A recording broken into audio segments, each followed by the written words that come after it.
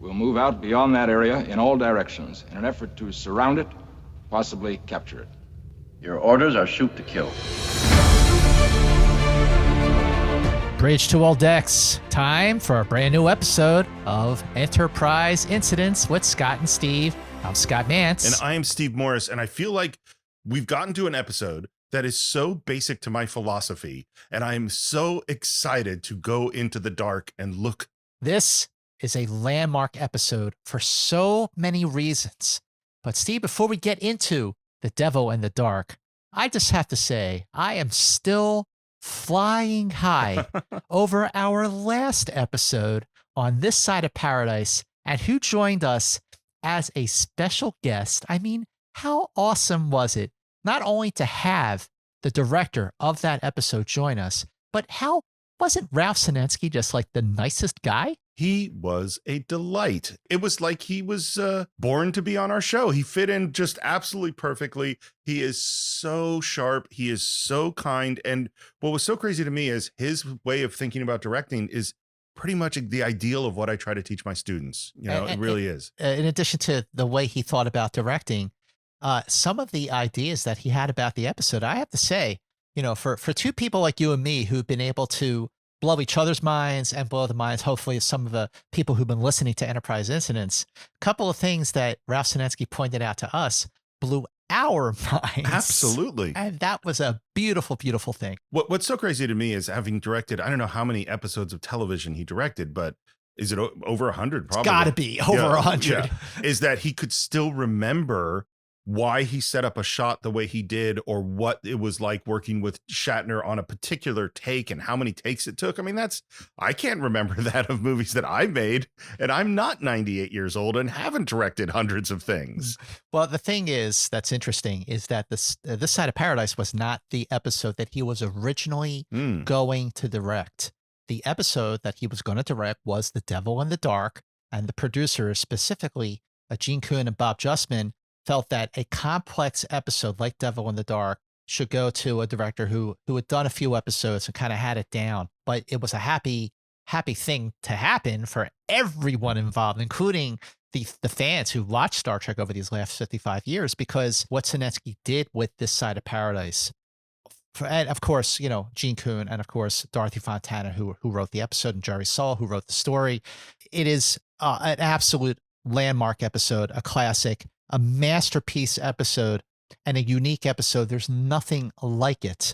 But now that we are on The Devil in the Dark, like you say, this is an episode that represents what Star Trek is all about. But did you always feel this way growing up? Did you feel this way when you were younger and you first caught Devil in the Dark? Yes, 100%. I've always really liked this episode. And the lesson of it is one that I've always lived by. I mean, it's such a key thing in the way that I look at the world. And it's not that this lesson of learn about the other side, we fear what we don't understand. It's not that those things aren't in other episodes, going back to Balance of Terror and a whole bunch of others, but this is the most crystal clear one, I think. It is absolutely a representation of what Star Trek really, really stands for. And of course, it was written by Gene Coon. In fact, this episode was one of the rare cases where the writer who came up with the idea and the outline was the only one to work on the teleplay from start to finish. No one else had a hand. No one came in and rewrote it. No one polished him. It was Gene Coon from the very, very, very beginning. And the episode was filmed between January 16th to January 25th, 1967. It was the 27th episode to film, over 7 days, which means it did go 1 day over budget. It also went about $3,439 over budget. The total cost was $188,439 over the $185,000 budget.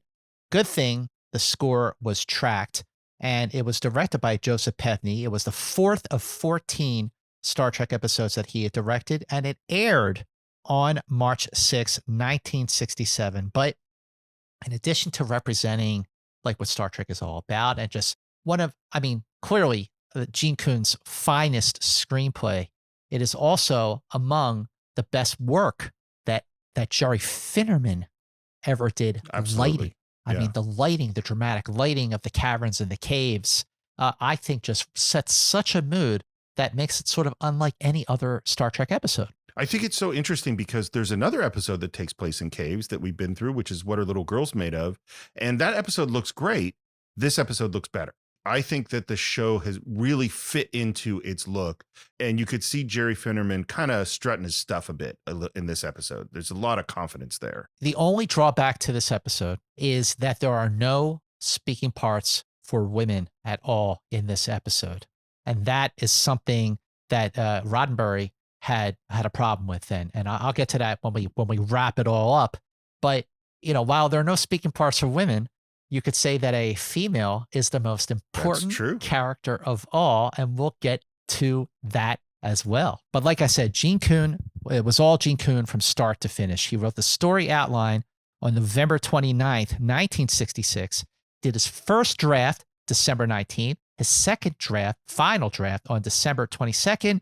And then he did a couple of script revisions, page rewrites after a tragedy struck during the making of this episode that necessitated a couple of adjustments, and we'll get to all that. So he did those revisions on January 16th, 1967, but absolutely a landmark episode, and definitely, like, now that we're coming to the end of the first season, we've talked about how certainly I felt like the series really hit its stride from the second half of the first season. And I certainly feel like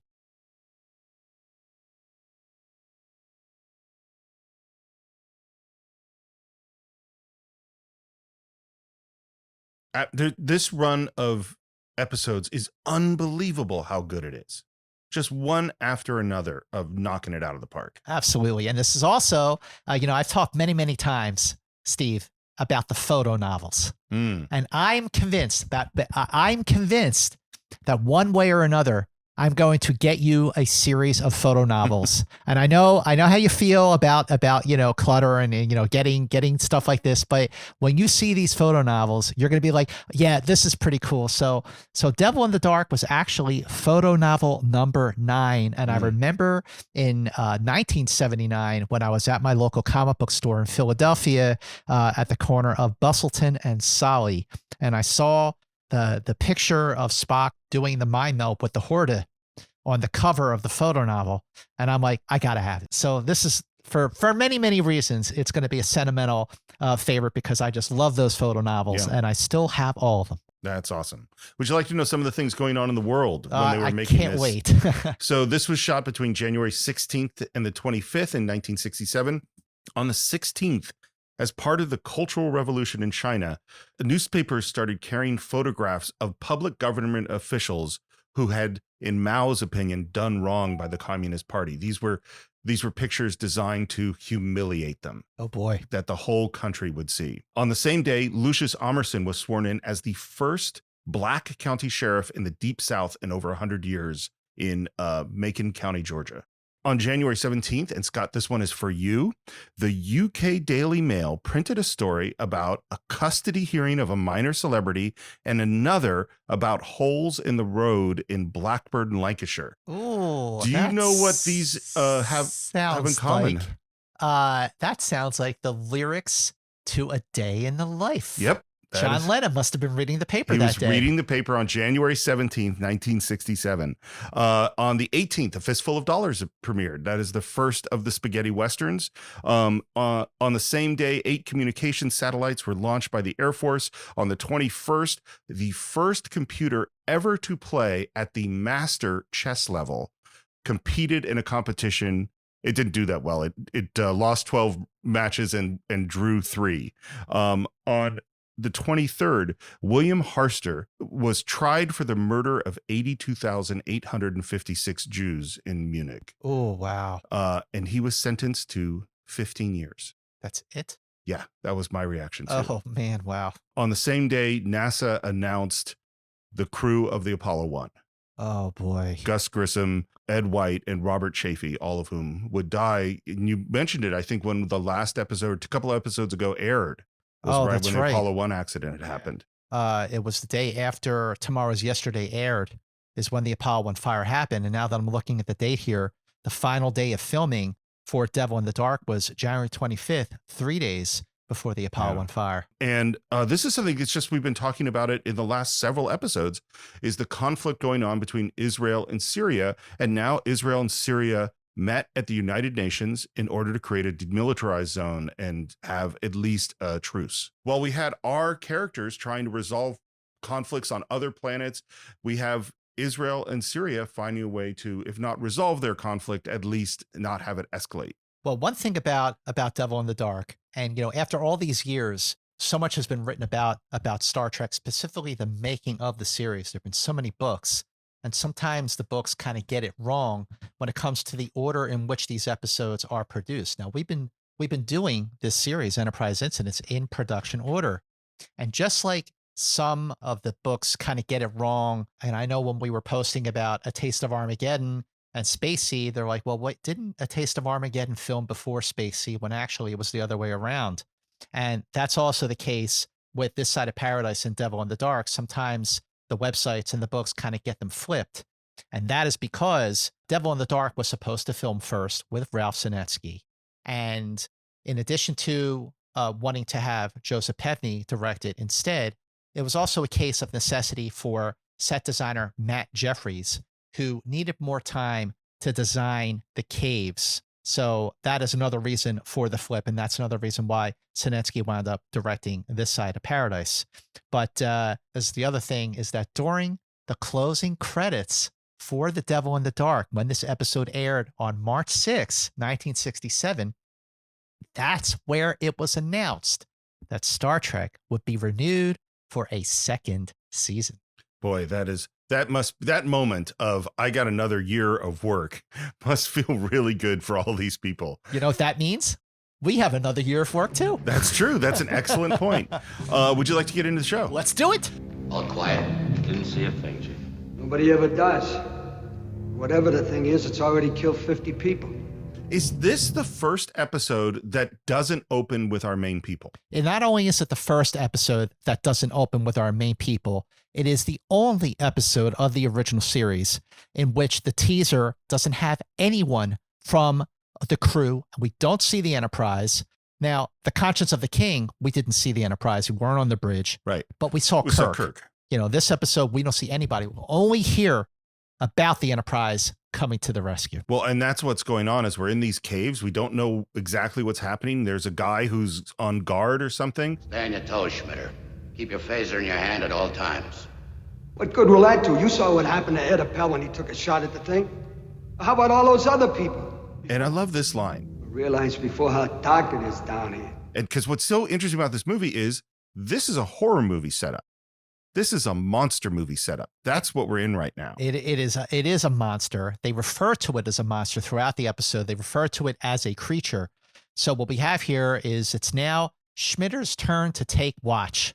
Schmitter is played by Bill Elliott, and Chief Engineer Vandenberg, who assigns him to his post, is played by Ken Lynch. Ken Lynch had been acting for many, many decades. His first movie, he didn't get credited, but his first movie was actually 1947's Gentleman's Agreement with Gregory Peck. Great movie. Great movie. Also great movies, North by Northwest. Yeah. And Tora. I love that movie. On TV, Ken Lynch could be seen in the likes of Perry Mason, Arrest and Trial, The Fugitive, Gomer Pyle, The Big Valley, The Virginian, and Bonanza. Schmitter in this episode, now that he is being in charge of taking his post by himself, I have to say. Yeah.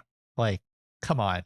Well, like, bad idea. If these people just keep getting knocked off and they already lost 50 people, are you really going to leave this guy alone? That's not fair. But that's also horror movies things. Yeah. It's like you always leave what are you doing? Why are you there? Get out of the house. What, don't you know there's a killer on the loose? Like, it's classic horror movie stuff. And he gets left alone. He's scared. And we hear that they can come rescue him in 3 minutes. And his response is, That can happen in 3 minutes. A lot does happen in 3 minutes. and it's just like, as soon as they go away, we hear a weird sound. And again, another classic horror movie thing of, look behind you, stop walking away. Why are you putting your back to this sound? And then he turns at the last moment, screams, and something happens. Another great device that is used in horror films and even mainstream films like Jaws. You don't see the menace until much, much later into this episode. And that is a powerful effect that still works because it is the imagination that is the best special effect to scare you. And that is very effective in this episode. And I have to say, the only way to watch Devil in the Dark is in the dark. I make sure whenever I watch this episode, it is at night and all the lights are out because, first of all, I mean, it looks great because you don't have any outside light distorting the TV. But this is an episode that I'm like, nope, I'm watching this only in the dark. That's awesome. Then Vanderberg and our other guys come back and the camera pushes in and we hear Schmitter, like the rest of them, burned to a crisp. You don't see Schmitter. You only see the horrified look on Vanderberg's face, and that's all you need to see. Well, and that again is classic horror movie stuff. And we're back in Act 1. And we hear that this is a per diem production station, and we have an establishing shot of the colony, and now we have our big three beaming down. And I think at this point, it's really settled in. You know what I mean? That it is these three are the main characters of Star Trek. The big three. I love that image of seeing Kirk and Spock and McCoy beaming down to any planet because we've seen it, or we will come to see it many, many times throughout the second and third seasons. Now, in the early story outlines that Gene Coon wrote, the Enterprise is limping to Janus VI after being damaged by, can you guess? I don't know. A meteor shower. Oh, of course. Another meteor shower. So this was something that they were going to use in the setup to A Taste of Armageddon when the Enterprise was approaching a Meteor 7. And now that is another setup that they were going to use for this one. So they were going to get there only to find the mining operation shut down, raising the stakes for Kirk because now it's a race against time to save the Enterprise. But NBC's Stan Robertson, who was assigned to Star Trek, just like he didn't like that idea for A Taste of Armageddon, he did not like that idea for Devil in the Dark. He suggested the change, and Gene Coon made the change. I think it's a good choice. And I think it kind of shows a little bit more of what the Enterprise does. It's a positive, we're going to help out, rather than a negative, we're damaged. Which they use a lot. That happens a lot in various versions of Star Trek. And what we get is a whole bunch of exposition that this is an important mining station, that people depend on this per diem on a whole bunch of different planets. We find out that this started about 3 months ago when they opened up a new level. First, the automatic machinery, piece by piece, started to almost disintegrate. Metal began dissolving away. There was no reason for it, and our chemists were unable to analyze the corrosive agent. Now, there's a lot of exposition in this episode. Yeah. Not in a bad way. It still works because Vanderberg and his people have to brief Kirk, Spock, and McCoy on exactly what's going on, so they know what they are up against. But that is why I think this episode, Devil in the Dark, more than a lot of the other episodes from the original series, this episode really does truly feel like a radio play. Like when I taped this on my tape recorder when I was a little kid, I knew exactly what was going on because everything was being explained to me, and that was okay. I mean, I still don't see that as a flaw in the episode. It's just worth pointing out that it is a very written episode that in which a lot is explained as it's going on. Yeah, absolutely. At first, the deaths were down deep. They've been moving up toward our levels. The last man died 2 days ago, 3 levels below this. I'd like to examine the body. We kept it for you. There isn't much left. I love every time Vanderberg says, burr to a crisp, sear to a crisp. That's his thing. Well, Vanderberg is angry. yeah. He lost 51 people. Who else has seen this? I have. This is Ed Appel, Chief Processing Engineer. That is Brad Weston, who plays Ed Appel. Ed Appel is wearing that purple mining outfit compared to the yellow one that Vanderberg wore. Now, Brad Weston was on TV for shows like Have Gun Will Travel, which was written by Roddenberry, 77 Sunset Strip, and The Virginian. But I did not know this until I was doing my research for this episode of Enterprise Incidents.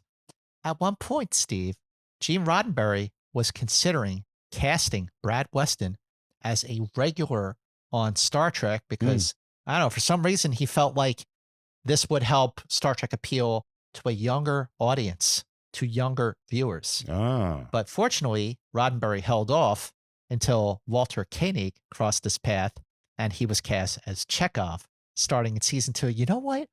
I got to say, like, since we've been doing this and now we're at to the end of the season for the first season on Enterprise Incidents, I cannot wait to get into the Chekhov episodes. Yeah, me too. And it's so funny because it's so funny to think that he's not in the first season and that he is as much a part of Star Trek as any of the others. Unlike some of the other people that show up, Chekhov is part of the group. Absolutely. Completely agree. Describe it.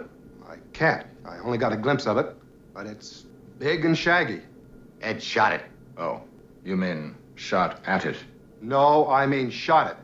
With this. And he holds up a Phaser 1. And Spock says, fascinating. So clearly the Phaser 1 is not powerful enough to stop this creature. So they're going to need Phaser 2 or just multiple phasers. This thing is clearly very, very strong. And like, it's kind of at that point that I noticed that the miners, specifically Ed Appel, he is really being ingrateful to Kirk.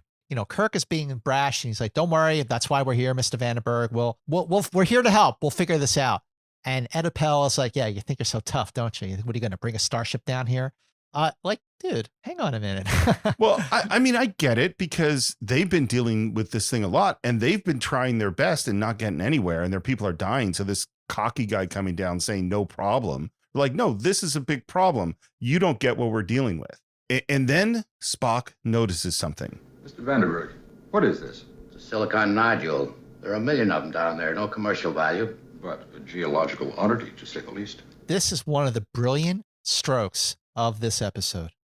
In Act 1, we see that Spock notices this round thing, this silicon nodule. We don't really find out what these things are until Act 4. Right. But throughout the course of this episode, we are inching towards the big reveal. It's not some flip, which would have been effective because that's certainly been done in other episodes, but it is a gradual progression toward that big reveal. And I love that Spock is already kind of there. And that is what makes Spock's mind so brilliant and essential to the triumvirate of Kirk, Spock, and McCoy. You know, I mentioned this idea of being, the audience can be with the characters, they can be behind the characters, they can be ahead of the characters. So we can know what they know, they can know more than us, or we can know more than them. The way they handle this is that we have the opportunity to figure it out before Kirk knows. Because if we're paying attention to Spock and we see these round things, and it's one of the things that you do sometimes when you're writing is like, I don't need everybody to figure this out. But if 1 out of 5 people figure it out before, that's awesome because they're going, oh, I get it. And that's really exciting. Like Spock's a little ahead of us, but we might figure it out before Kirk. But when you first saw this, do you remember being with Spock or do you remember thinking like, where is this going? Like, what's he thinking? Of course, I can't know, but I think I figured it out. I really do. I think because there's moments right before the reveal, particularly when Spock is saying everything's over, when he's doing the mind meld, where I think you can figure it out by then. See, I vividly remember when I first saw this in the run through in production order on Channel 17, WPHL in Philadelphia, in the complete versions, not the script versions.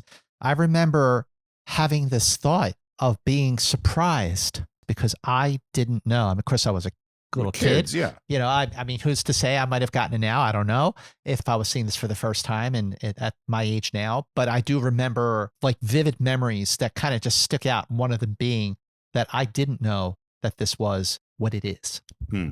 Well, and I don't remember. It's who knows if I figured it out or not. Yeah. That's what's it's so funny that you have such good memories of the first time you saw these episodes. These episodes have always existed. I have no knowledge of seeing them the first time. There was no first time. Wow. Well, there are only fragments of bone and teeth left, but the plant's physician agrees with me. A chemical corrosion, almost as if he'd been thrown into a vat of extremely corrosive acid. Strong enough to eat machinery?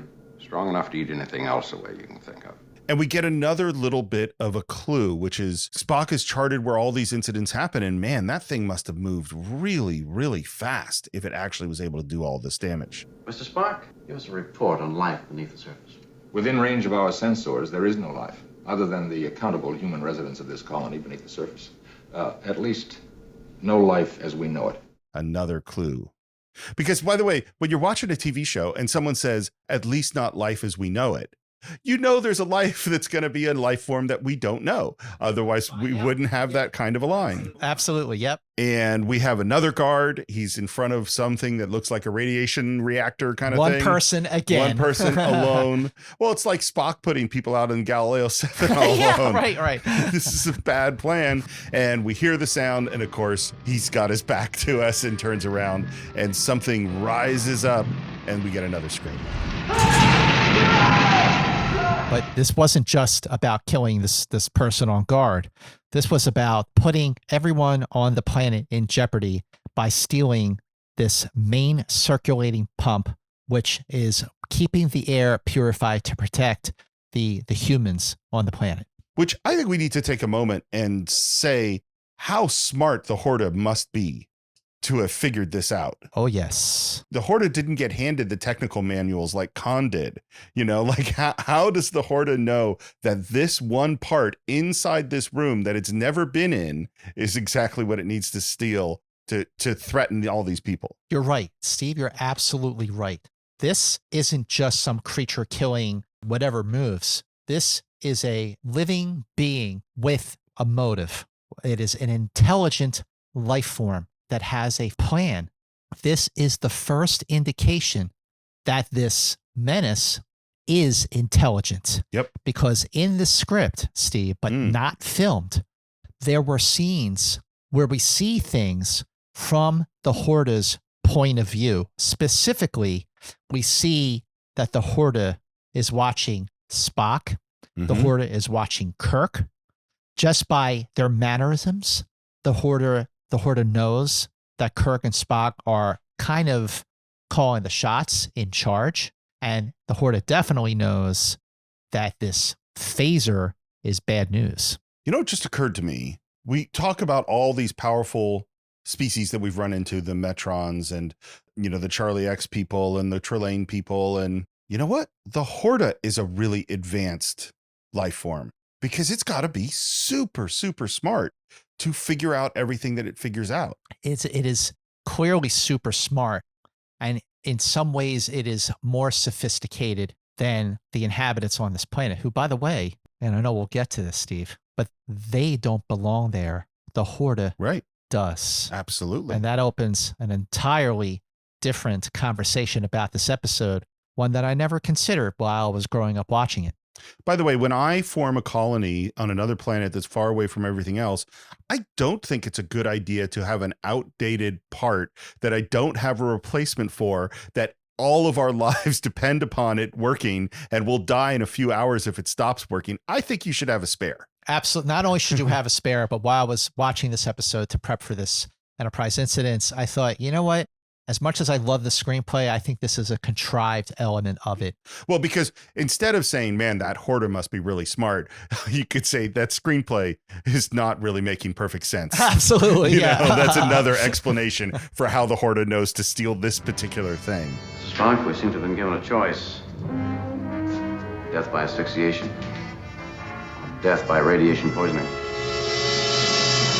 But I do love when we call up to Scotty and say, hey, you got one of these circulation pumps? And he's like, no. No, sir. I haven't seen one of those in 20 years. Yeah. Can you rig one up? It's vital. Well, sir, I can put together some odds and ends, but it won't hold for long. It's like odds and ends. Like, how is Scotty doing this? But this is a great example of one of the many, many reasons why Scotty earned his title as the miracle worker. I don't know if he was a miracle worker. He should have been able to make this thing work for more than 48 hours. That's what I think. But you could argue that the fact that he was able to make something work at all, he saved the day. Well, and it's interesting, too, is that all we've heard that the Horta has been doing has been dissolving machinery. And why would they believe that this part even still exists? That's a good point, too. And this is the thing. At this moment, they know the Horta is intelligent. It can't not be intelligent. Right. And Spock is onto that. Yeah. And we have multiple ticking clocks. So we have the circulating pump being gone, which means the reactor isn't going to keep working and we won't have air, we'll have radiation poisoning. We have a monster that's killing our people. And we have all of these planets that are dependent upon the Pergeum that they're mining here. And so we got a lot of reasons. There's a lot of pressure on solving this problem. But guess what, Steve? There is no threat to the Enterprise. Yep, that's exactly right. Yeah. So unlike an episode like A Taste of Armageddon or Return of the Archons, where there was a threat to the Enterprise, we're seeing an example of Kirk being motivated by other issues at hand, and he is not being influenced by the biggest threat to him of all, which is the threat to the Enterprise. Yeah. So while I think the stakes certainly could have been raised if the Enterprise was damaged and needed stuff from the miners to repair it, I actually think that for the purposes of our chronology, of our discussions in which we talked about, well, how would Kirk react that the Enterprise was not impacted here? We are seeing a great example of Kirk handling a situation in which the Enterprise is not threat.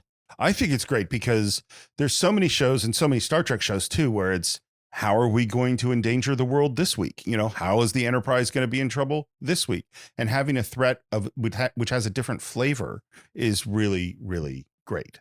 And we cut to a scene where we're having a conversation. It's almost like our briefing room conversations. You think the creature is trying to push the colonists off the planet? It would seem so. Funny you should mention the briefing room, because this scene was originally written for the briefing room.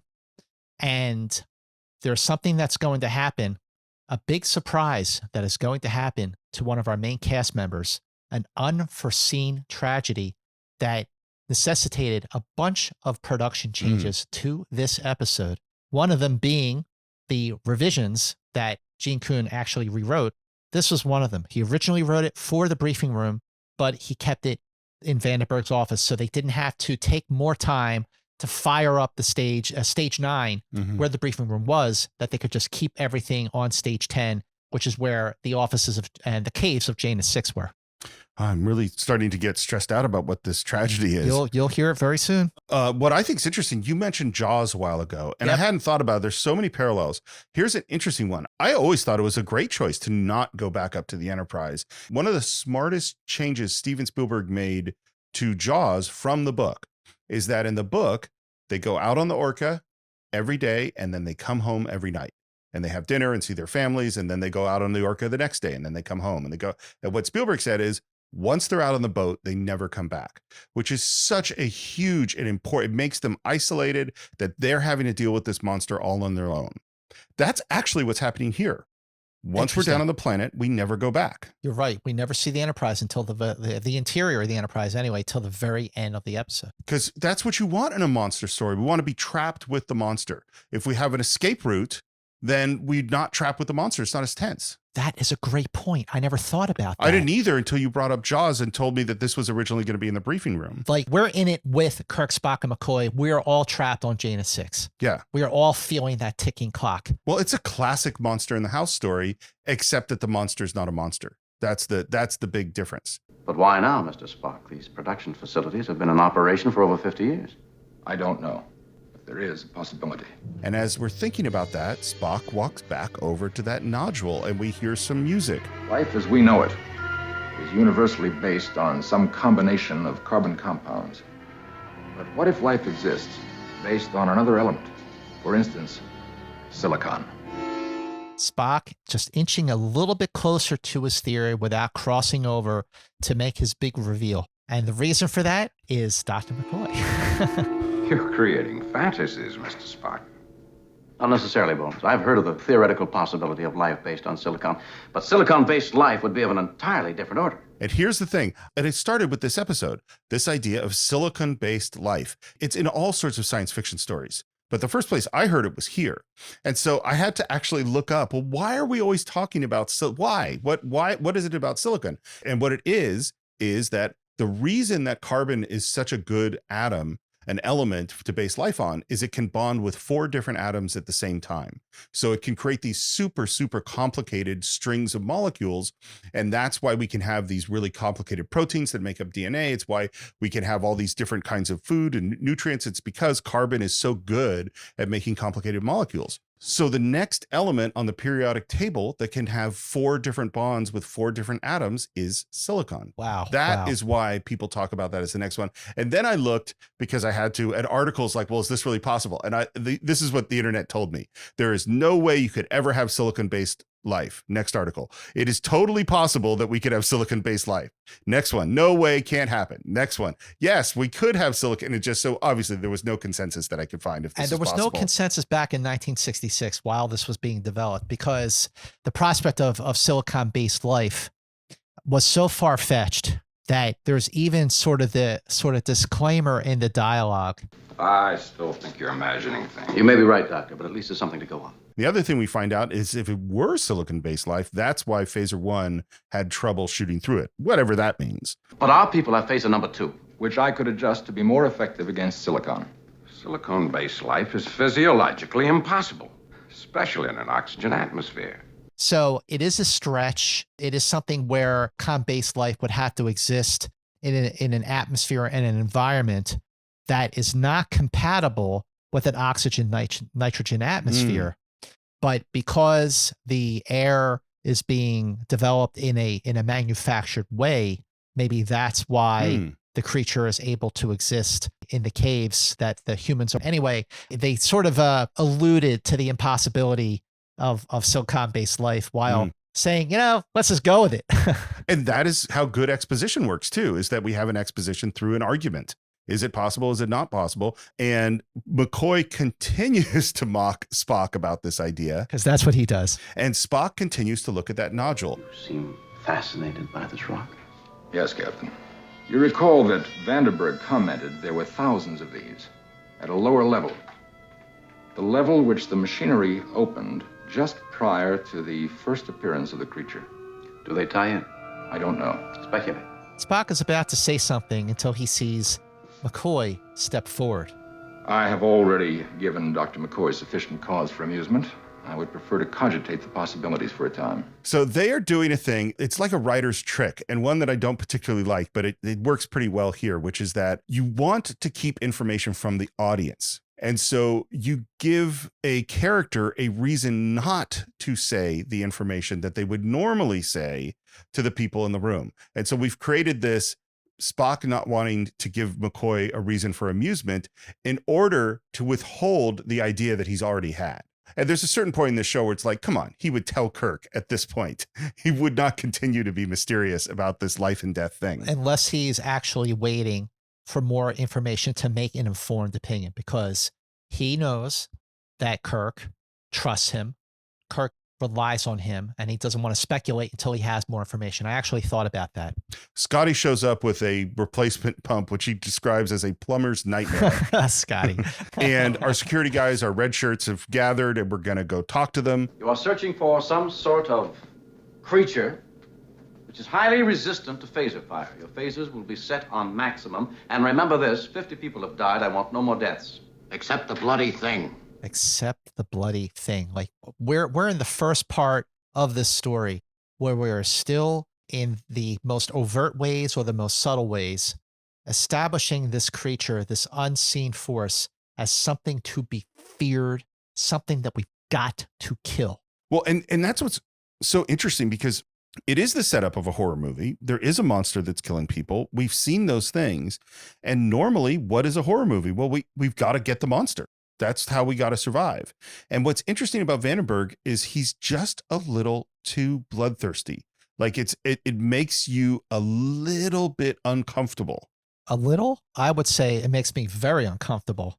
But at the same time, I understand his frustration. I mean, he's lost more than 50 people now. And plus, there's so much pressure to get the mining colony back online, to get the Pergeum out to these other worlds that need it. But I agree with you. I mean, it makes it. I understand it, but it does make me uncomfortable, because not only is his aggression fueled by fear, it is also fueled by a level of intolerance. Absolutely. For me, the way I would put it is that the discomfort builds over time.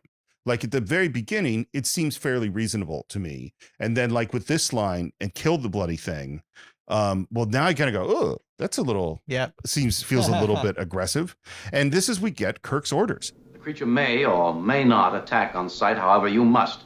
It is vitally important that we get this installation back into production. And Kirk is absolutely, at this point in his captaincy of the 5-year mission of the Enterprise, after the risk taking that Kirk has taken to get the Enterprise out of very, very difficult situations, I feel like after a while, when you're in that position, it does get to you. It is building his ego. It is making him brasher, bolder, and in some ways more aggressive. And I think that certainly in the case of A Taste of Armageddon, and now a little bit with This Side of Paradise, and now with Devil in the Dark, he's become very gung ho. You know what just occurred to me? We've been talking about these episodes in continuity, and I'm going to bring up one that it's not in there. It doesn't really make sense, but it might be kind of fun, which is I think this episode could be seen as a direct evolution from Mantrap, which is that Mantrap is a monster story. We talked about when we did the episode that once they know this thing is the last of its kind, and once they know it's intelligent, they really should have tried to do something to save its life. Absolutely agree with you. And they didn't do it. And now we're going to transition our characters. They're going to learn the lesson here in this episode that they didn't learn in Mantrap. And maybe part of why they're ready to learn this lesson is because of their experiences with the Metreons and with some of the other things that have happened to them. I completely agree with you. And I remember we talked when we were doing the Mantrap early in our run for Enterprise Incidents. We talked about what if the Mantrap was done later in the season? Yeah. And I think if it was, it would have looked a whole lot like The Devil in the Dark.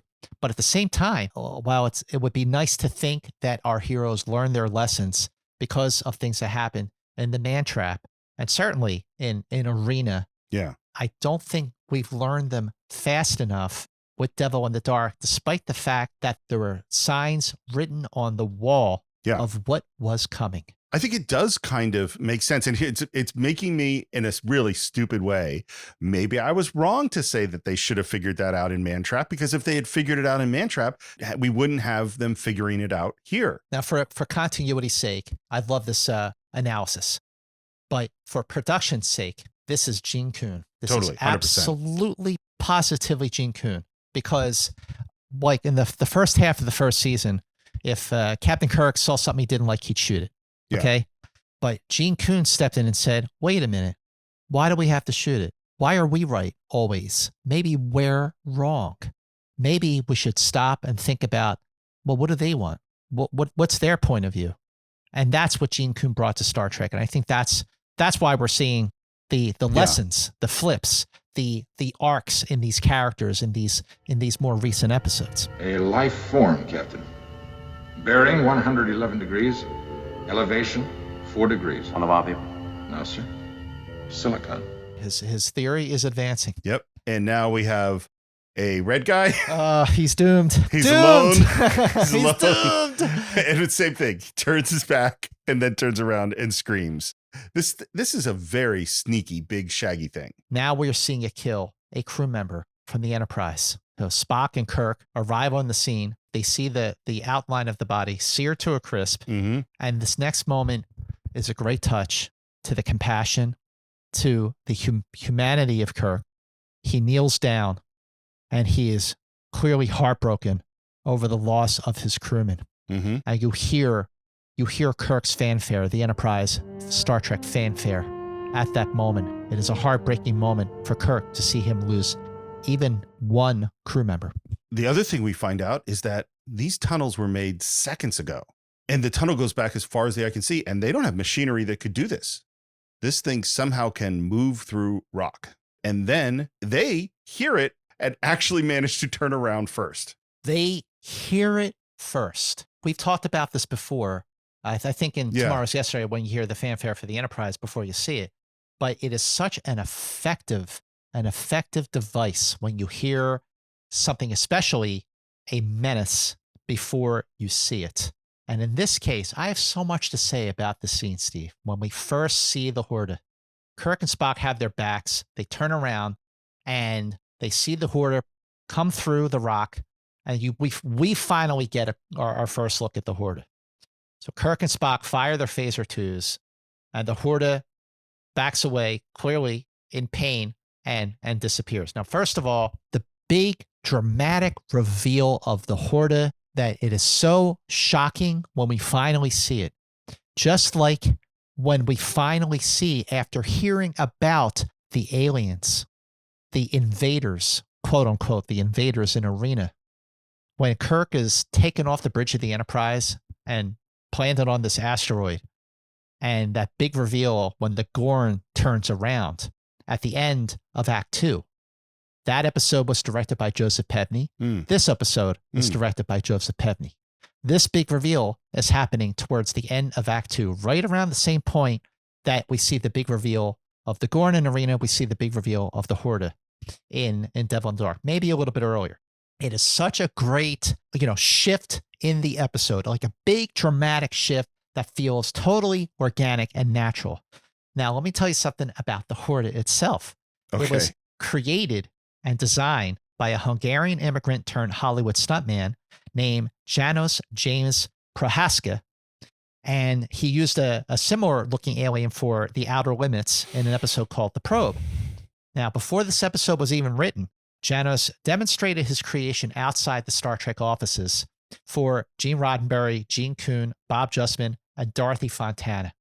So they were outside the office and on the studio lot on the studio street, and he demonstrated his creation. So Gene Coon saw this, and he was so inspired by what he saw.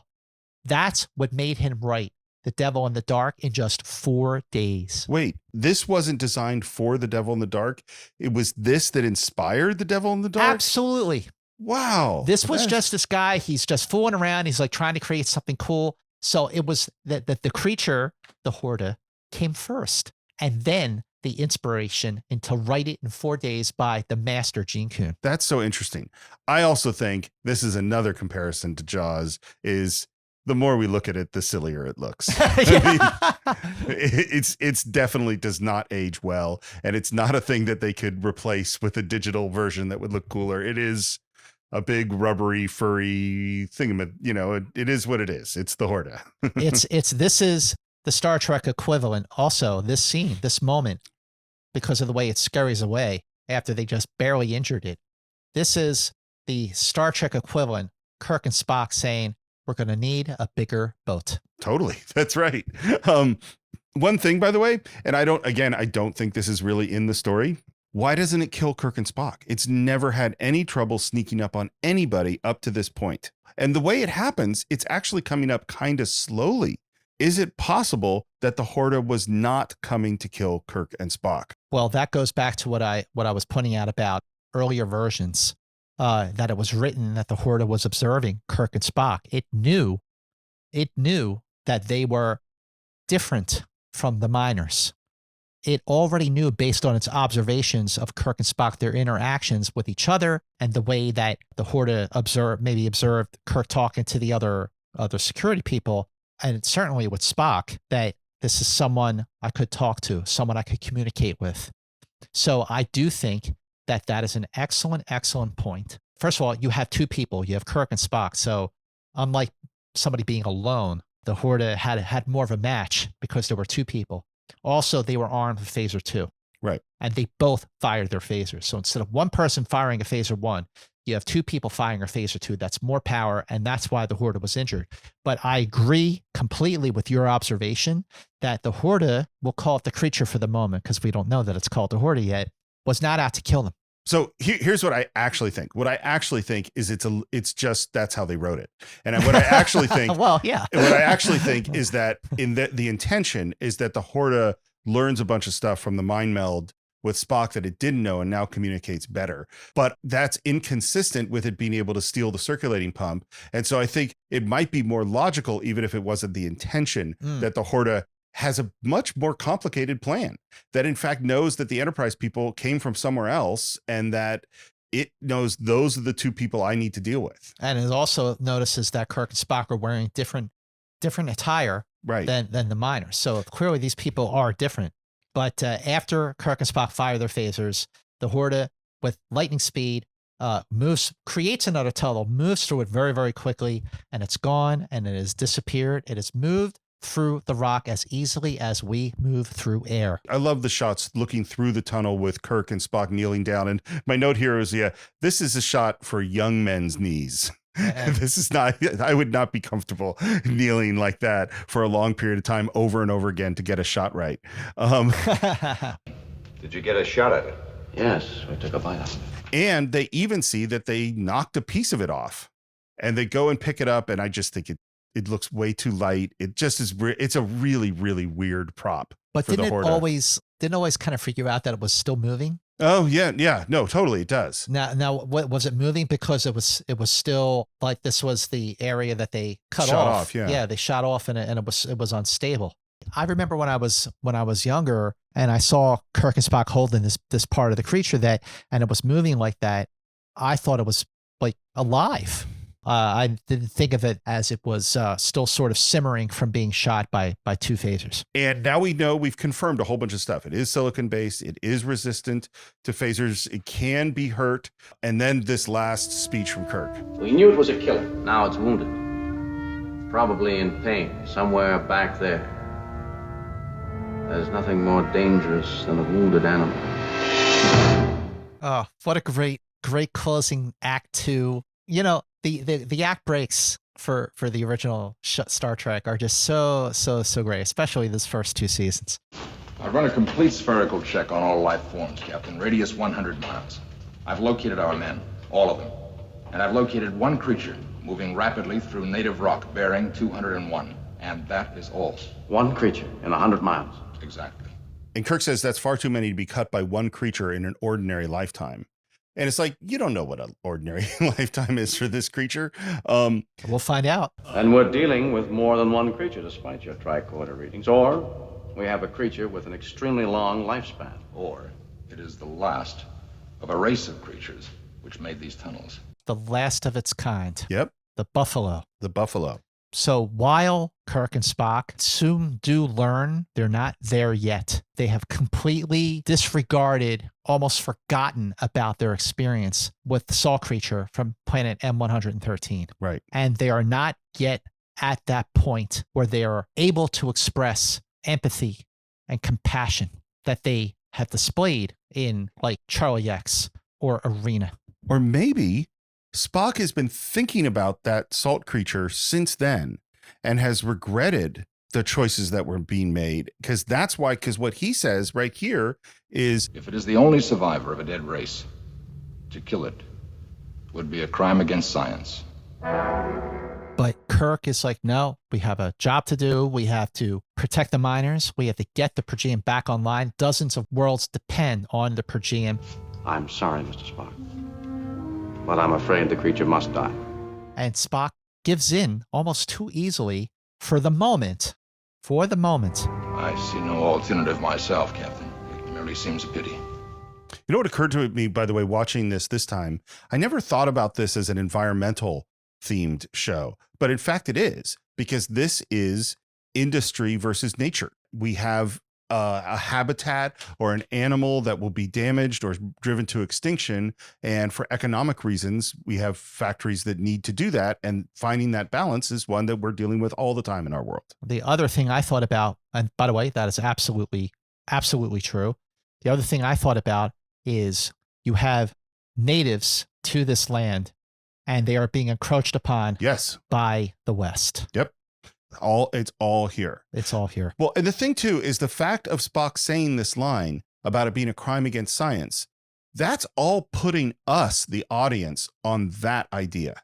You know what I mean? Like, I think at that moment, that is setting up what's going to happen in the rest of the episode. And this is where I think that Kirk has gotten too brash in his command, that he is not willing to consider Spock's theory and his suggestion, even though he's already experienced a kind of similar situation with the salt vampire. Yeah. By the way, the next cut into the next scene is really weird because it really breaks the rules and it doesn't really work, which is that we're with Kirk and Spock, and Spock's just said, yeah, I don't see an alternative. And then Kirk is kind of in a close-up, and then he turns into another close-up, and we're now with a whole bunch of people because he's now talking to the to the security crew. And it's like, you really never do that, because it feels like, wait, was the crew always there in this room while he and Spock, how has time passed? It's a very disorienting cut. Well, Spock says that the search team has gathered in the main tunnel. Right. And then Kirk just turns and he's looking at them.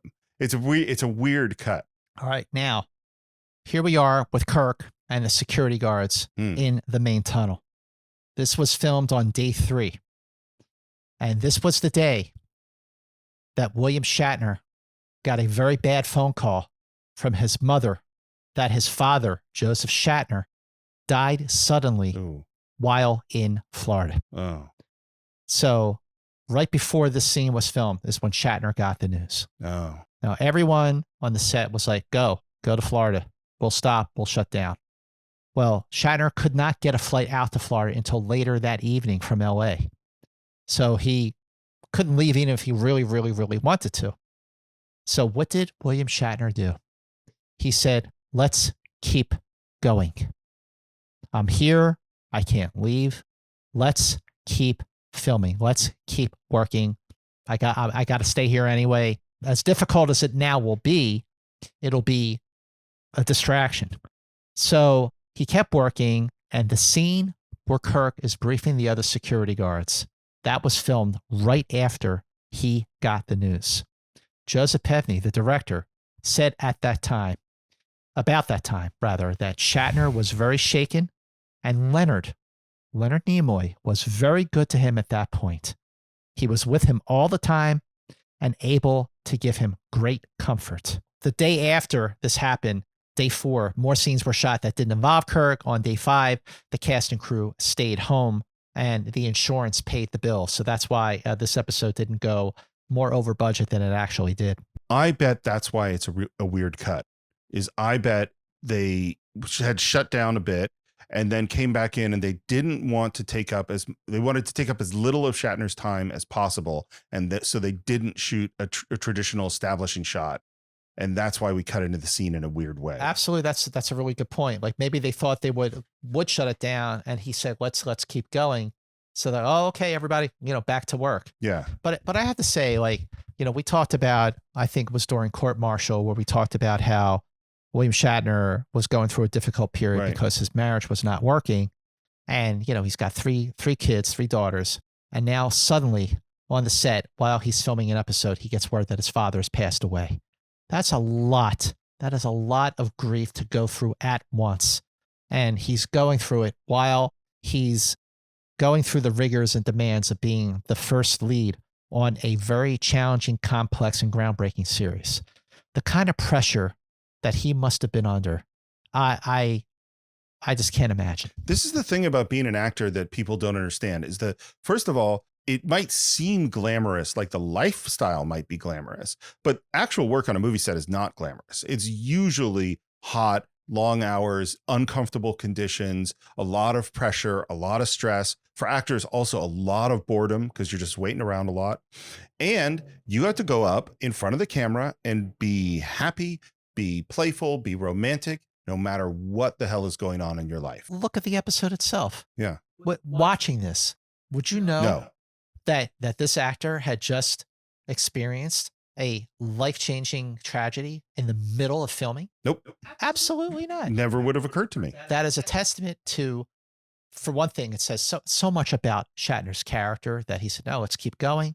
It says so much about his talent and his commitment and his dedication to his craft that he does not skip a beat at all. There is nothing to indicate that there was any kind of massive tragedy and trauma and despair that he would be feeling at this moment. We have another scene where he's giving instructions to the security guys.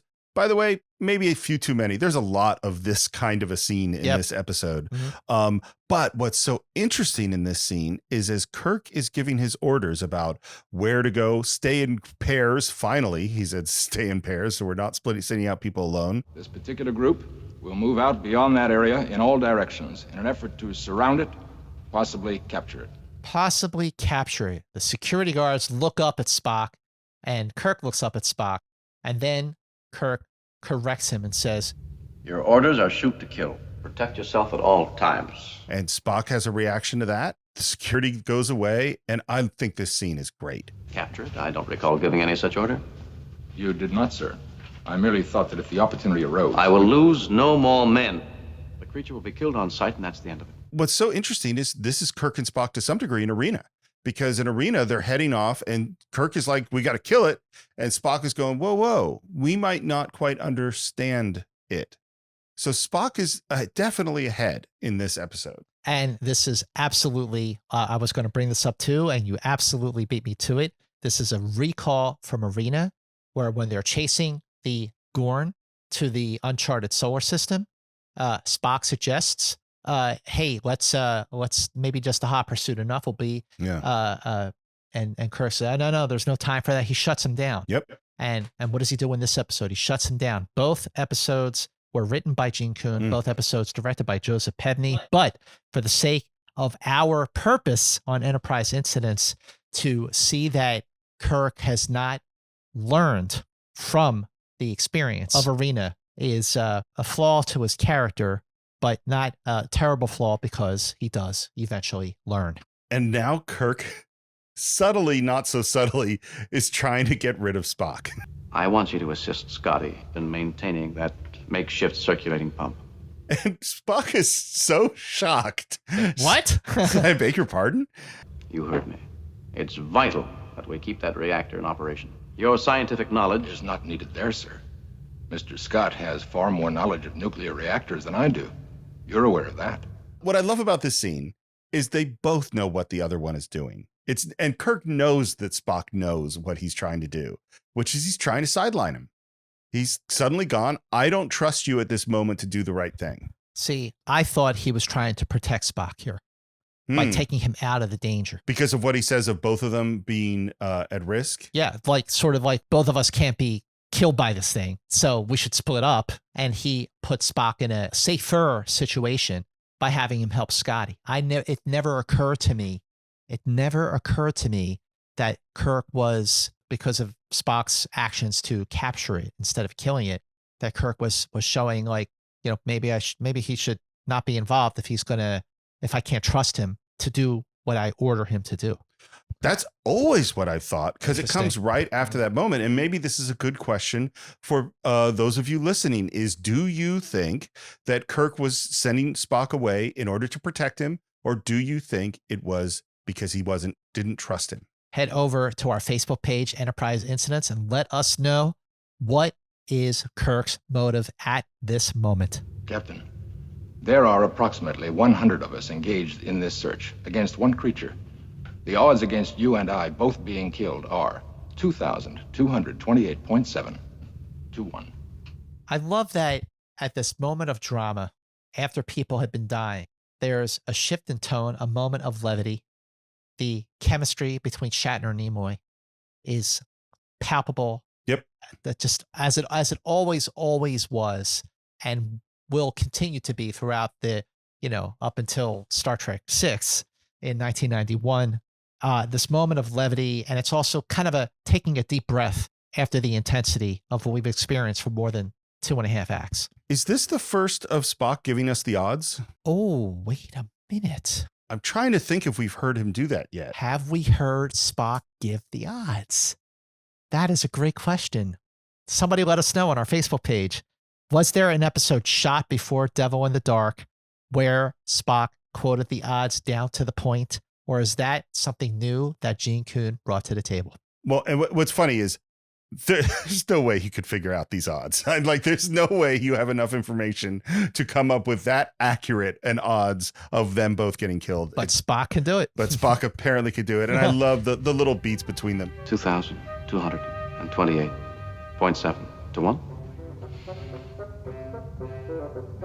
Those are pretty good odds, Mr. Spock. And they are, of course, accurate, Captain. Of course. The other thing I like about this little bit of banter is that Kirk and Spock are having fun. The characters are enjoying each other's banter. Yeah, for sure. And now we hear that the brilliant improvisation from the miracle worker has given up the ghost. And so we got to start evacuating the colonists to the Enterprise. But the miners aren't leaving. And so this is interesting. Kirk says, we don't have enough phasers for you. There are 428 people on the Enterprise. Doesn't doesn't that mean that there are 428 phasers? Can't they beam more phasers down to them? I don't know that there's a phaser for every single person on the Enterprise. It's like, is there a phaser for McCoy and Nurse Chapel? And I don't know about that, but it seems to me there would be more phasers. It just seems like a little bit of a contrived moment. Yeah. But for the purpose of drama and keeping the stakes high, it does work. Captain, we are being watched. Spock's intuition was always right on. Remember in the Apple? There was a scene in the Apple where Spock also knew that they were being watched. But this is... How does he know that they're being watched here, though? Spock has a lot of telepathic kind of powers, so to speak. Okay. That we're going to see on display here very, very shortly. But this is supposed to complement some of the scenes that were not shot, where we see Kirk and Spock from the Horta's point of view, where she knew that Kirk and Spock were figures of authority. And that is why even after Kirk and Spock shoot this creature, it still knows to connect with one of them. And we come to two tunnels, and Spock's going to take one and Kirk is going to take the other. So we're now splitting up. Exactly what you're not supposed to do when you are in a horror movie. That's right, yeah. Don't split up. I'll be right back. And I love the shot as they go into the tunnels and moving through the tunnels. And here's a quick filmmaking thing. Do you know the term the line, or crossing the line, or the 180-degree rule? You'll tell me. So what it is basically how you make sure that screen direction is correct. So if I'm shooting a scene with you and I talking to each other, and I have the camera over to my left, which is to your right, in that shot, I would be on the right side of the frame looking towards the left, and you would be in the left side of the frame looking towards the right. Anything I shoot that's on that side of us is on the correct side of the line. If I suddenly brought the camera over to my right, now suddenly I switch sides, and I am on the left looking right and you are on the right looking left. And if we're cutting shots of us together where we cross the line, even if you and I are looking at each other, which we are right now, it would look as if we're both looking the same way and you're looking at the back of my head. And so the reason I bring this up, there's only one tunnel. They only had one tunnel. All they did was they moved the camera from one side of the line to the other. So Kirk looks like he's going left to right through the tunnel, and Spock looks like he's going right to left in the tunnel. And it just makes it look like they're two tunnels, but they're not. There's just one. All you had to do was move the camera from here to here. Well, in both cases, in both setups, Jerry Finnerman's lighting is perfect. Absolutely. Found a whole layer of these silicon nodules of yours. Hundreds of them. Indeed. I find that most illuminating, Captain. Be absolutely certain you do not damage any of them. And this is where I go, he would tell Kirk. There's no reason whatsoever for him not to tell Kirk. He was about to. But then there was the cave kind of gave way. Oh, you're right. Yeah, because he says he has a theory, and we kind of see a little bit of the Horta, and then we see a cave in, and Spock calls to him, "Are you all right?" And then yells, "Jim, Jim!" He doesn't just say Jim; he yells it emotionally. Yes, and it's 100%. This is the real truth. This is what when I feel friendship for you, I feel ashamed. This is the real feelings coming out, you know. And it's so funny coming right after This Side of Paradise because, man, there are feelings in there, you know, like, and they're really strong. The feelings in This Side of Paradise, Spock would have every reason to resent Kirk for bringing him out of that paradise, which would have affected their relationship moving forward for the next few years on the Enterprise, but it didn't. I find it extremely disquieting that your roof chose that particular moment to collapse. Please proceed with extreme caution. I shall quicken my pace. And at that moment, Kirk is staring down the dissolution, the way the rock dissolves. And here he is now, face to face with the Horta again, only this time he is by himself. And Captain James T. Kirk of the Starship Enterprise, our brash hero, looks scared. And that is the end of Act 3. Act 4, we're right back where we were, and he has his phaser aimed at the creature, and he gave the orders, shoot on sight, we must kill this thing, and he doesn't shoot. They're staring each other down. And I love that there's communication. He lowers the phaser a little bit, and the Horta comes forward, but not that far. He raises it up, the Horta goes back. They're talking to each other. They are communicating. Yep. They're having a staring contest. Who's going to blink? Mm-hmm. It's such a well directed and well acted scene. Kirk puts the phaser down. The Horta approaches. He puts the phaser back up. The Horta backs away. That's because the Horta had been watching them. Of course, the Horta was shot by Kirk and Spock. So this scene was shot 2 different days. The scene where we see Kirk facing the Horta, they were shot after William Shatner returned from Florida. The scene where we see the Horta approaching Captain Kirk, those were shot on the day 4, when Shatner was gone. Now, here's the thing that I'm not quite sure if it's correct, even though it's been written about everywhere in books and on websites. So the body double that was used to play Kirk from the back is identified as Eddie Paskey. Eddie Paskey, he was one of the security guards that Kirk addressed earlier in the episode. Of course, Eddie Paskey, he was in 39 episodes, like Ralph Sinetsky pointed out. He was the one who said, hey, we're beaming down to the planet, to Captain Kirk in This Side of Paradise. And he was actually Kirk's double in other scenes. But in this episode, if you are watching the episode in HD, like on Blu-ray or on like Netflix or Hulu or, Paramount Plus, and you pause it, the back of the guy's head, it doesn't look like Eddie Paskey. And in Mark Cushman's book, These Are the Voyages, Part 1, Season 1, there's a behind-the-scenes photo of this shot where you see a little bit more of the actor's face, and it does not look like Eddie Paskey. So while everyone has identified the body double used while Shatner was gone as Eddie Paskey, I'm not 100% sure if it was him. So anybody listening, if it is absolutely positively 100% Eddie Paskey, let us know on our Facebook page. Or if you're with me and you think that it does not look like Eddie Paskey, also let me know, because I want to make sure I'm not alone on this. Kirk here. I've just read some fresh signs. The creature is in this area. We'll take a life form reading. It's not necessary, Mr. Spock. I know exactly where the creature is. Where, Captain? 10 feet away from me. And this is what I think this is fantastic screenwriting. Up to this point, Kirk has been the shoot it on sight person. That has been what he said over and over again. And Spock has been the reluctant, maybe capture it. And at this moment, Spock says, kill it, Captain. Quickly. Spock is acting emotionally. Yep. He is not acting logically. His friend is in danger. And maybe now Kirk is starting to get it a little bit. Maybe he is thinking back to the salt vampire. Maybe he is thinking back to the asteroid encounter with the Gorn. Maybe he's starting to think about, wait a minute, something is up here. It could attack me. It's not. It is having an intelligent reaction to the phaser. There is something intelligent here. He's starting to observe and really absorb the situation and the uniqueness of this situation now. You know what's interesting? How many times does Kirk, at the moment of the kill, choose not to kill? It's almost like he's decided that we're not going to kill today. Because you think about with Gary Mitchell, he's got that rock, he's about to kill him, and then hesitates. With the Gorn, he hesitates. With the Corbomite maneuver, he could kill the Viserys, or he thinks he can. And at that moment, he stops and shows compassion. Absolutely. And I'm glad you brought up the Corbomite maneuver, because in Balance of Terror, he talked about the fear of the unknown. In the Corbomite maneuver, we see Balok and we fear him, even though towards the end, when the Viserys, the smaller ship, is in trouble, we see compassion. Kirk goes in to help. The stakes keep getting bigger for Charlie X on the Enterprise. Yeah. And then Kirk shows compassion. Yep. Kirk shows compassion towards the end of Arena.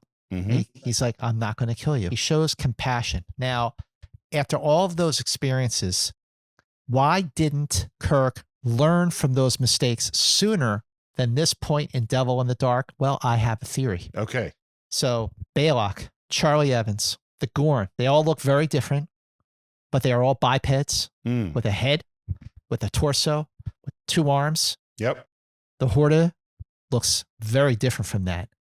And the Horta has killed 50 people. So I think because the Horta looks so very, very different, it takes a little bit longer for Kirk, especially Kirk, to wrap his head around that maybe there is an intelligence to this thing, because it looks so much more different than the other things, because it looks so much more unknown than the other things. Even though he learned his lesson a few times already, it takes him just a little bit longer to wrap his head around that something is definitely up here, or else it would have killed me already. I like it. Absolutely. And clearly this is the moment. It's the moment of him not firing. It's the moment of this communication through the phaser.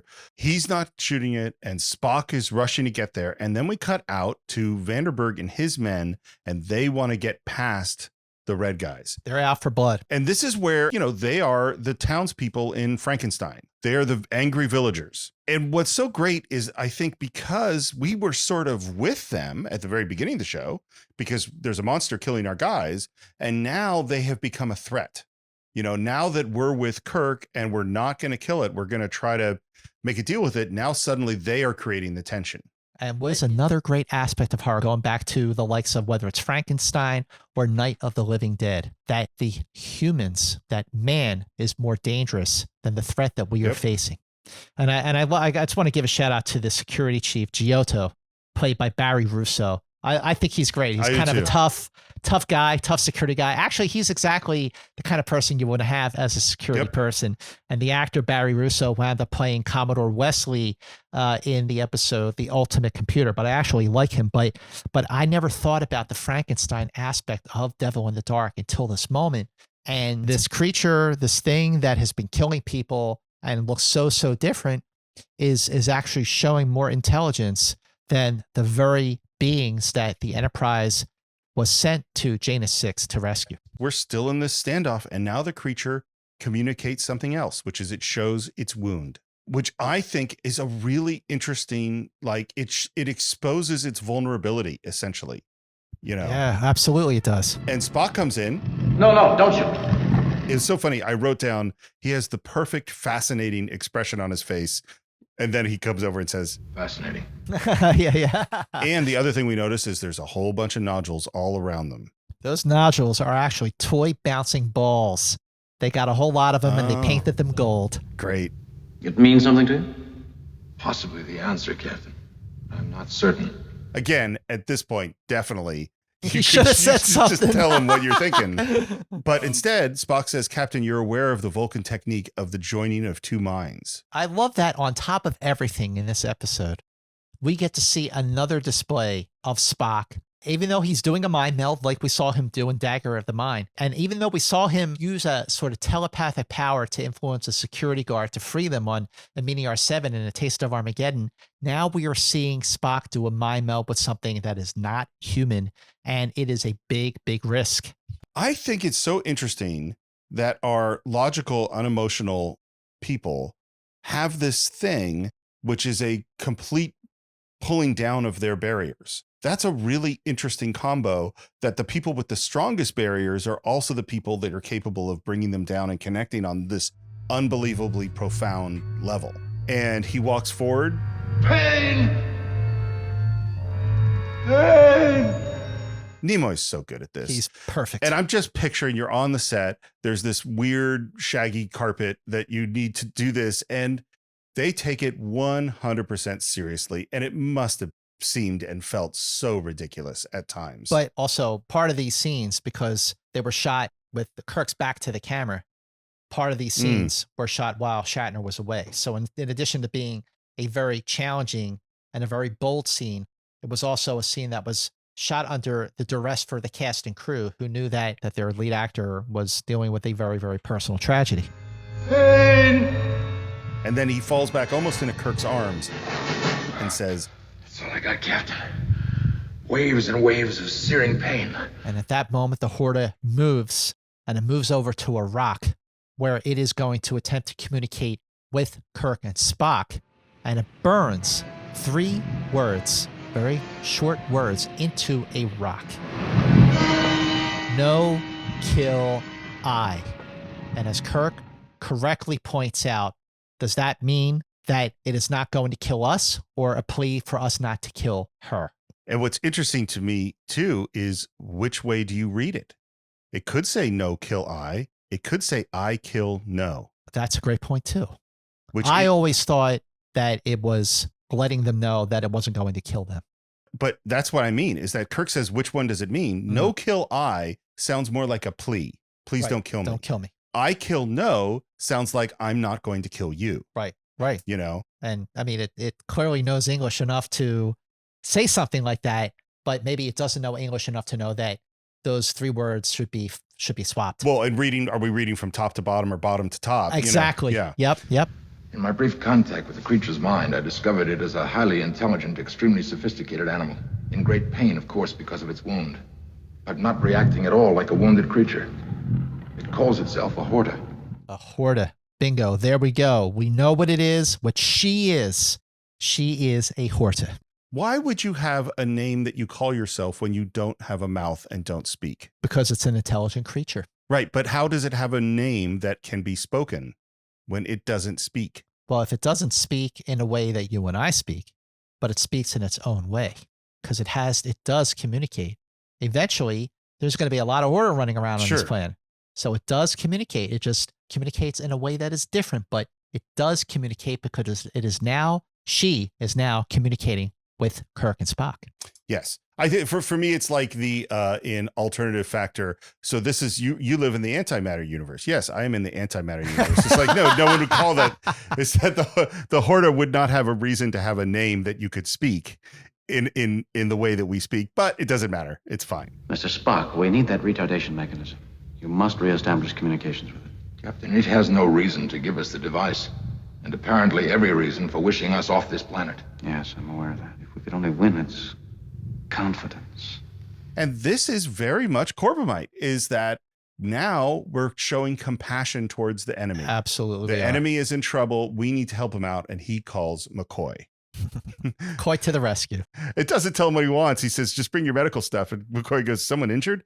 Never mind. Just come over. Yeah. Mr. Vanderberg and his men are here, and they're pretty ugly. Shall I let them through? Under no circumstances. Allow them in here yet. The minute Doc McCoy gets there, send him through. Aye, sir. And I like how Giotto says, aye, Captain, closes his communicator, and you see him go to reach for his phaser before the cut to the next scene. And Spock is now going to have a real mind meld. But to do that, he's got to touch the creature. And how does this creature kill people? By touching them. So it's a pretty scary thing. And he goes cautiously forward, and his hands come into frame, and then he leans in and starts the mind meld. Thousands. Devils. Eternity ends. He says devils. After all these years, Steve, after all these years, rewatching this episode to prep for Enterprise incidents, when Spock says devils, I had an epiphany. What's the name of this episode? Yes, I know what your epiphany is. It is Devils in the Dark. Okay. Who was the devil? The humans. That's correct. The devil is not the creature. The devil is not the Horta. The devil in the dark is man. So I was going to say this at the end of the episode, but this episode is so influential on me.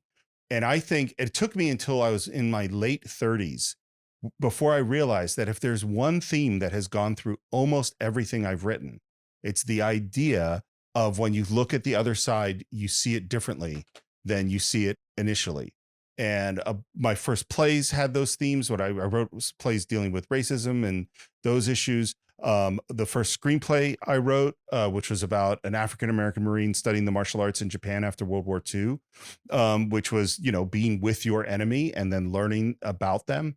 And I got hired to my first documentary, which was a great white shark documentary. And the title of that documentary was Mind of the Demon. Oh. And the whole point of that, and that was with Fabian Cousteau on CBS.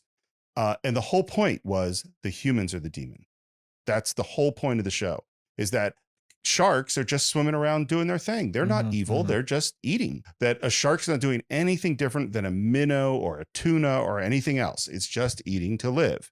The humans are the demon. Well, exactly what you just said about what is the other side thinking? Like, why are we always in the right? Like maybe we're in the wrong. Like, what's their point of view? What do they want?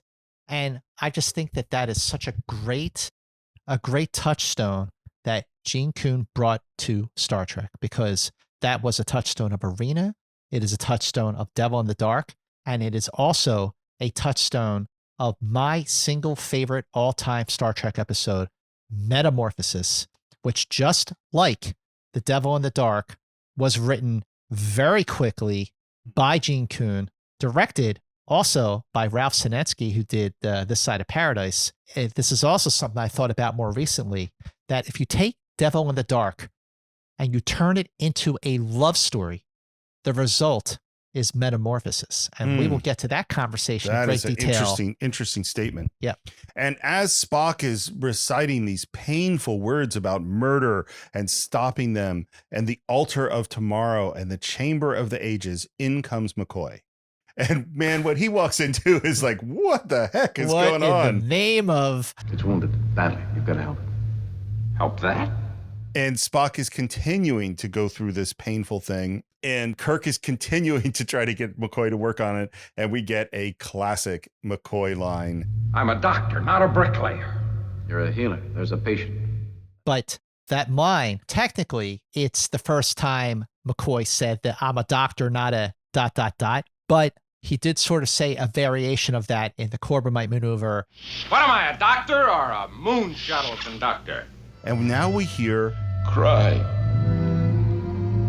for the children. For me, that's like the moment where you might clue in before. Absolutely. Yeah. I completely agree. He says, go to the chamber of the ages, the vault of tomorrow, sorrow for the murdered children. And I love that. I think it's just a brilliant, brilliant thing. And here's the thing that I thought at this moment. The Horta is way more compassionate than we are, because the Horta at this moment knows it could die. I think it's realizing that it's probably can't win this war. It's thousands of children have been murdered in its mind by these people. And yet the Horta makes the choice to save our lives. That is absolutely true.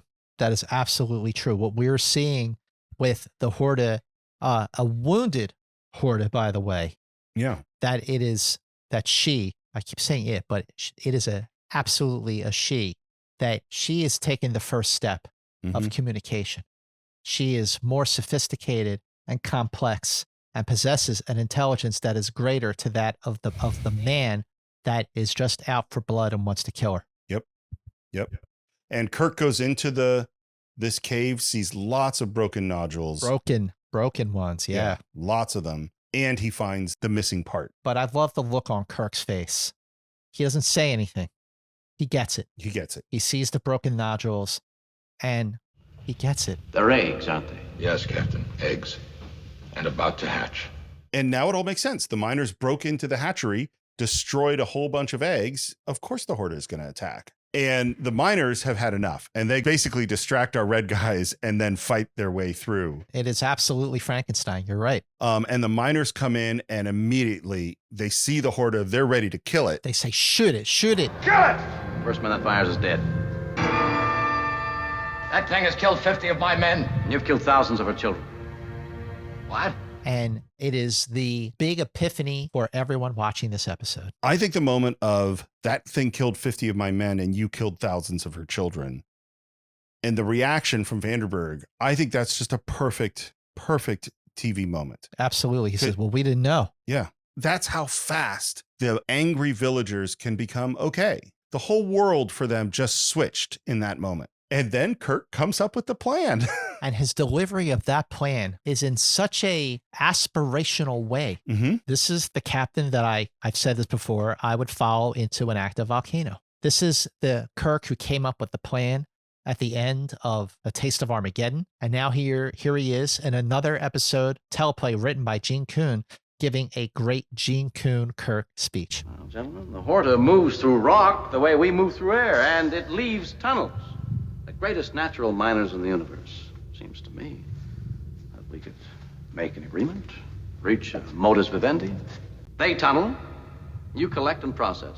This is another huge lesson for me, and important in the way I think, is that what Kirk has done is he's turned a zero-sum game into a non-zero-sum game.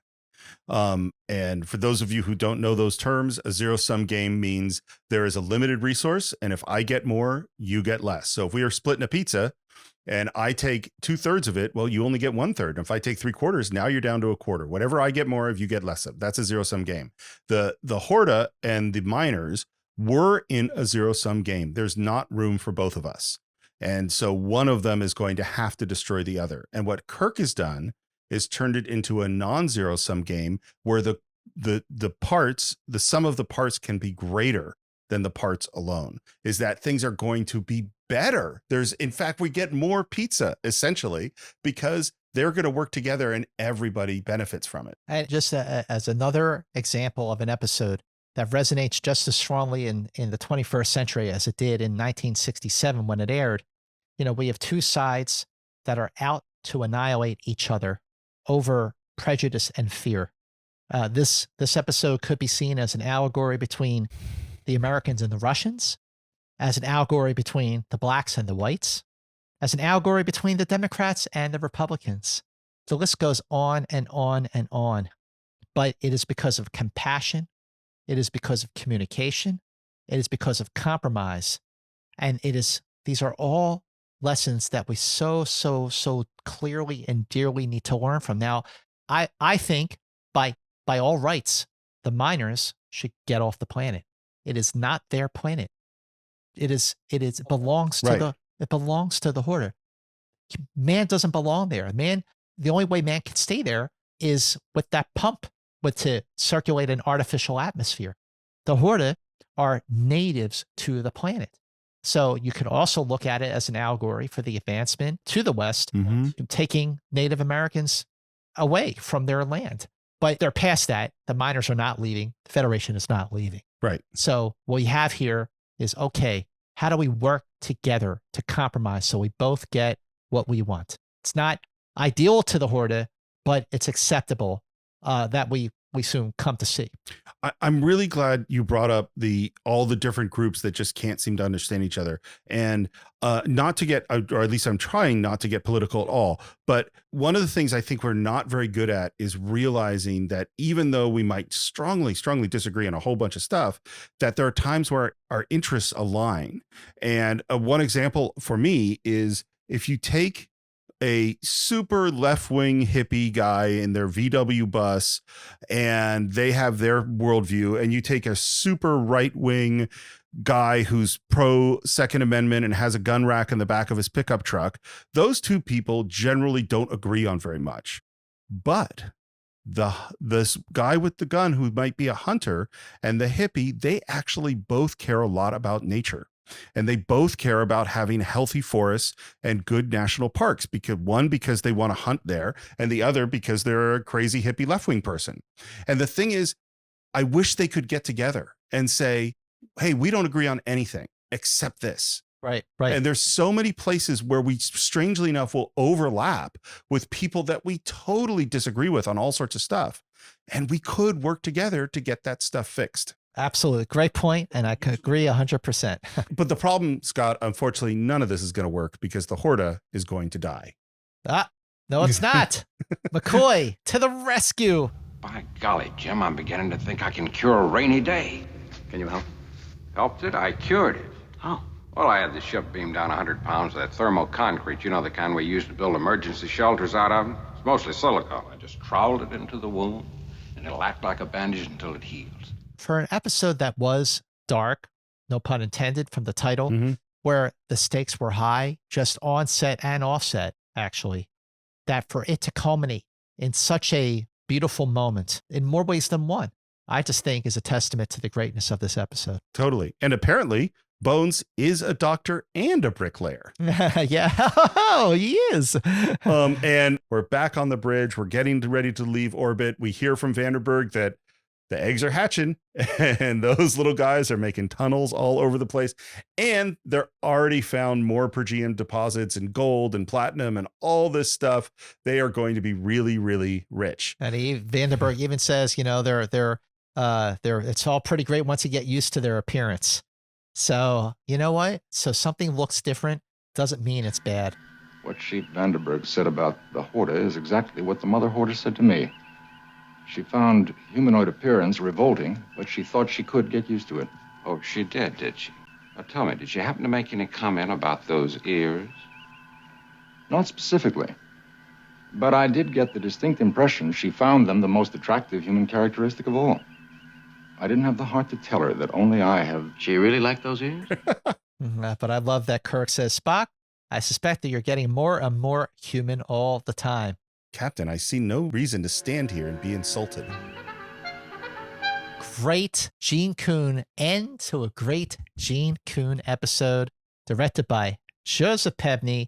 Absolute classic in every sense of the word. In fact, Dorothy Fontana, who was by now the story editor for Star Trek after her success with writing This Side of Paradise, said about The Devil in the Dark, that's the one that a lot of people remember very distinctly. The mother protecting her young. That's a great show. It's a great script. Another comment, this one from science fiction legend Arthur C. Clarke. So he said, that episode impressed me because it presented the idea, unusual in science fiction then and now, that something weird, even dangerous, need not be malevolent. It is a lesson that many of today's politicians have yet to learn.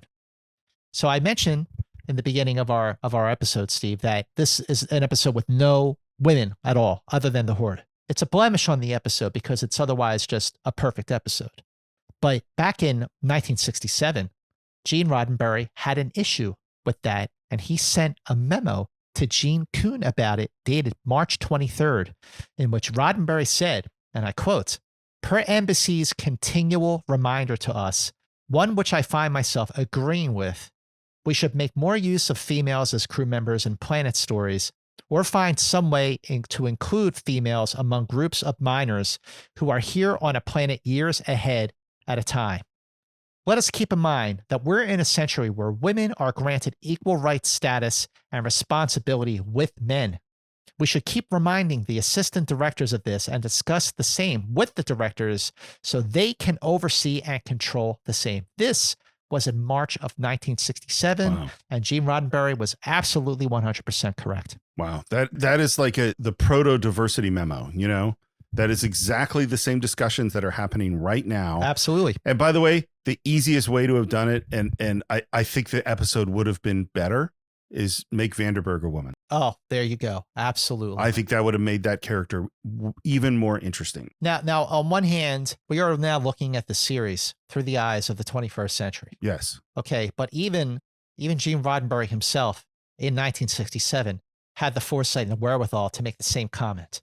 So even though, you know, sometimes maybe you and I can unfairly judge an episode because we're looking at it through the eyes of 2021 versus 1966 or 67, but this is absolutely a time's up, Me Too type of comment to be made about, guys, this is taking place in the 23rd century. Yeah. We have to make women more at the forefront along with the men. It is essential to do this. I mean, certainly with the other later Star Trek shows did, especially the new ones. And the original series did a great job of this to a point. Right. And they did go pretty far with it, with diversity and gender balance, as far as they could in the late 60s. But this is one where it's still pretty glaring. Well, and it's what I like about his memo is that the only way to do this is actively. You can't do it. You can't just hope that it'll happen. You have to remind people we actively are trying to do this thing. This episode for me, even more than Arena, is like the archetypal idea episode in science fiction. And it was funny when I was teaching film school, would get a syllabus for a new class, and the university would say, okay, this is the fourth semester, they should be learning about using music or doing montage or something. They give me an assignment, and one of the ones on a syllabus in a class I hadn't taught before was, in 2 days, describe how all movie genres work. And I went, okay. And then I had to think about, well, how do all movie genres work? What is the difference between a horror movie and a thriller? And what are the themes of a Western or science fiction? Or what's the difference between science fiction and fantasy? So I felt it was my responsibility to come up with definitions for all of these genres and to come up with examples that highlight those definitions. My definition of science fiction really is Devil in the Dark, which is that it uses technology and scientific ideas to help us explore the human condition and ideas in our world. That is an absolutely great point. I completely agree with that. I think that this episode has stood as the archetype of Star Trek, like not just the original show, but of Star Trek, the spirit of Star Trek. When I say that certain shows that I don't like as much as the earlier ones don't feel like Star Trek, I feel like it's because they are missing the greatness of an episode like Devil in the Dark. And while I do agree that Devil in the Dark deserves to be on the pedestal that it is, I also think that the other episode that Gene Coon wrote for the second season, Metamorphosis, is a better, more fully realized episode than Devil in the Dark, because not only does it have a very prominent role for a woman, Eleanor Donahue, as Commissioner Hedford and the companion, but just like Devil in the Dark has a flip in which our heroes learn and show compassion, and also, I have to say, tolerance in that episode. And it is a beautiful, it's, for much of it, it feels like Devil in the Dark. There's a threat. They have to kill it, get off the planet. But then it turns into a beautiful love story, a really, really beautiful, sensitively told, beautifully directed love story directed by Ralph Sinetsky. And that is why I actually hold Metamorphosis above Devil in the Dark, because it's the one episode of the original series that to this day will bring me to tears. And I anticipate that during our conversation. I can't wait to get there. So that is what we think of Devil in the Dark. It brought up a lot of thoughts, and we'd love to hear what you think. Visit us on our Facebook page. Just do a search for Enterprise Incidents, and you can answer the questions that we brought up during this episode. And we just love to hear what you think about Devil in the Dark. You can also subscribe to the show on Apple Podcasts, on YouTube, Spotify, Stitcher, and please leave a review on Apple Podcasts. Leave your comments on YouTube. You can follow the show on Instagram at Enterprise Incidents, on Twitter at Enter Incidents. You can find me at SR Morris on Twitter, SR Morris1 on Instagram. And since we've been talking about it, I want to recommend you check out my Great White Shark documentary, not Mind of the Demon, but Great White Shark Beyond the Cage of Fear, which is available for free on Amazon Prime. And I'm telling you, it's so inspired by Devil in the Dark. The whole point of that episode is to examine our fear and how our fear is not connected to the reality of what a shark is. And the goal of it is that hopefully by the end, people, even if you are afraid of sharks, you will see them in a different way, just like we see the Horta in a different way in Devil in the Dark. Scott, how people reach you? Well, before we get to how people can reach me, while we are at it, while you are checking out Steve's other film, you should also check out Steve's conversation with John Rocco on The Cinephiles about Jaws. Oh, sure. Because that is definitely a Cinephiles episode that you should be listening to anyway, because The Cinephiles is without question the best conversation you're going to hear about film, just like Enterprise Incidents is the best conversation you're going to hear about the original series. But do check out Steve's conversation with John Rocca about Jaws on The Cinephiles, and check out The Cinephiles anyway if you love movies. And of course you love movies, because we all love movies. As for where you can find me, you can follow me on Twitter and Instagram at MovieMance. And like Steve said, please leave a review for us on Enterprise Incidents at Apple Podcasts. Those reviews that you leave for us on Apple Podcasts are what help us keep us on the map so more people find us. Make sure you share Enterprise Incidents with all of your Star Trek friends, whether they are diehard original series fans or casual ones. Make sure you check out our Facebook page to see our latest developments, our breaking news. And make sure you join us for the next episode of Enterprise Incidents, as it is going to get quite heavy, I am sure, when we take on Errand of Mercy. So join us for the next Enterprise Incidents. Until then, keep going boldly.